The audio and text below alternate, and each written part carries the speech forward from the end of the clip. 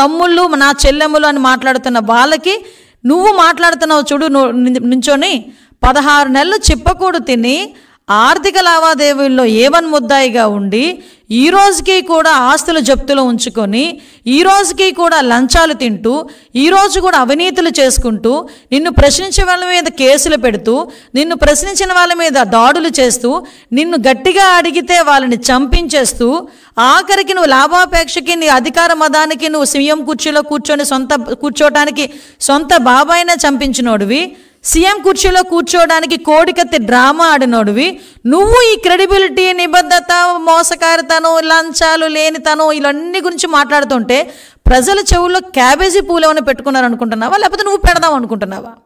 నీ నోట్లోంచి ఇలాంటి మాటలు మాట్లాడుతున్నావు. మాట్లాడితే జన్మభూమి కమిటీ సభ్యుల మీద, జన్మభూమి కమిటీ చంద్రబాబు నాయుడు గారు, నేను చాలా క్లియర్గా చెప్తున్నానండి, ఇతని తాలూకా స్పీచ్ అంతా కూడా నేను ఏ రోజు ఈ 4 సంవత్సరాలు 8 నెలల్లో జగన్మోహన్ రెడ్డి స్పీచ్ ఏ రోజు కూడా ఫస్ట్ టు లాస్ట్ నేను వినలే.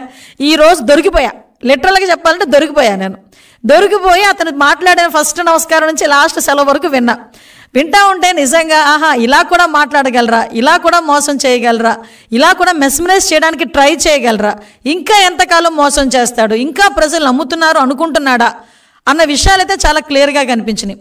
అతని మాటల్లోని నేను అబ్జర్వ్ చేసింది, ప్రజలందరూ అబ్జర్వ్ చేసింది కూడా ఏంటంటే చంద్రబాబు, ఒకే ఒక భయం, అదే చంద్రబాబు. ఆ భయం స్పష్టంగా కనిపించింది, క్లియర్గా జగన్మోహన్ రెడ్డి మాటల్లోని, జగన్మోహన్ రెడ్డి మొహంలోని కనిపించింది. కాబట్టి ఇన్ని రోజుల వరకు ఏం చేశాడంటే నా కార్యకర్తలు అని చెప్పి వాళ్ళ ఎమ్మెల్యేలని, అదేవిధంగా వాళ్ళ తాలూకా చైర్మన్స్నో వాళ్ళ తాలూకా కార్యకర్తలను, వీలాంటి వాళ్ళందరి మీద ఇంతవరకు మీరు దాడి చేయండి, తిట్టండి, కొట్టండి, నరకండి, చంపండి అని చెప్పి ఇంతవరకు ఉసుగొల్పాడు. అయిపోయింది. వీటన్నిటినీ తట్టుకొని చంద్రబాబు నాయుడు గారు, అదేవిధంగా తెలుగుదేశం పార్టీ కార్యకర్తలు, జనసేన పార్టీ నాయకుడు పవన్ కళ్యాణ్ గారు, జనసేన పార్టీ కార్యకర్తలు అందరూ కూడా తట్టుకొని నిలబడేసరికి ఈరోజు ఏం చేయాలో అర్థం కాక వాలంటీర్ల దగ్గరకు వచ్చి లిటరలీ అడుక్కొని ఈరోజు మీరందరూ కూడా ఈ 2 నెలల పాటు చట్ట మడతాయండి, ప్యాంట మడతాయండి, కొంగులు బిగించండి అని చెప్పి సినిమా డైలాగులు చెప్పే పరిస్థితికి దిగజారిపోయాడు ఈరోజు.